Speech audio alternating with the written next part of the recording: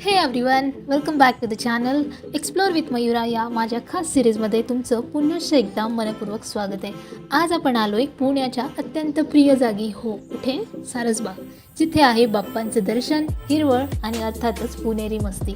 सारसबाग ही पुण्याच्या मध्यवर्ती ठिकाणी वसलेली एक सुंदर ऐतिहासिक बाग आहे. याच बागेच्या मध्यभागी आहे श्री सिद्धिविनायक गणपती मंदिर, जिथे पुणेकरांच्या श्रद्धेचं केंद्र आहे.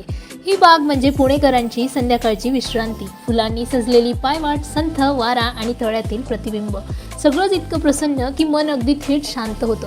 इथे फिरताना बघा, कुणी मॉर्निंग वॉक करते, तर कुणी ध्यानात मग्न आणि कुणी फक्त एकांत शोधते. हेच तर पुण्याचं खरं सौंदर्य.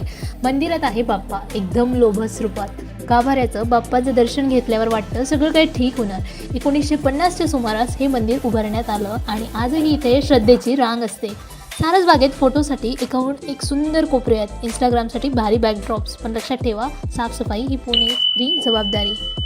पूर्वी इथे दलदल असलेला भाग होता. 18व्या शतकात मराठा काळात या जागेचा विकास सुरू झाला. 1950 साली येथे सिद्धिविनायक मंदिर उभारण्यात आलं.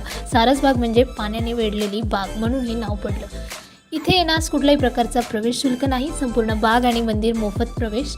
तसेच मंदिर उघडण्याचा टायमिंग म्हणजे सकाळी 7 ते दुपारी 12 वाजेपर्यंत व संध्याकाळी 5 ते 8 वाजेपर्यंत. प्रत्येक दिवशी सकाळी 6 ते रात्री 9 वाजेपर्यंत. सर्वात महत्त्वाचा प्रश्न, तुम्ही इथे पोहोचाल कसे? स्वारगेट बस स्थानकापासून अगदी काही मिनिटांच्या अंतरावर रिक्षा, PMT बस किंवा खाजगी वाहनासह तुम्ही पोहोचू शकता.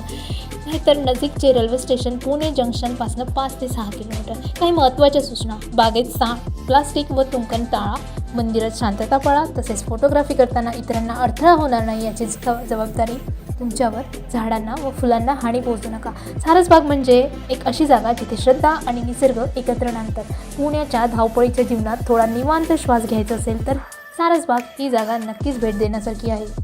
झाली मंडळी आजची सारसबागची वारी. माझ्यासारखंच तुम्हालाही इथे आलं की एक वेगळी शांती मिळाली असेल. व्हिडिओ आवडला असेल तर नक्की लाईक करा, कमेंट करा आणि हो, चॅनलला सबस्क्राईब करायला विसरू नका. पुन्हा भेटूच अशाच एका नव्या पुणेरी वारीसाठी. तोपर्यंत जर पेजला फॉलो नसेल केलं तर एक्सप्लोर विथ मयुराला फॉलो करा.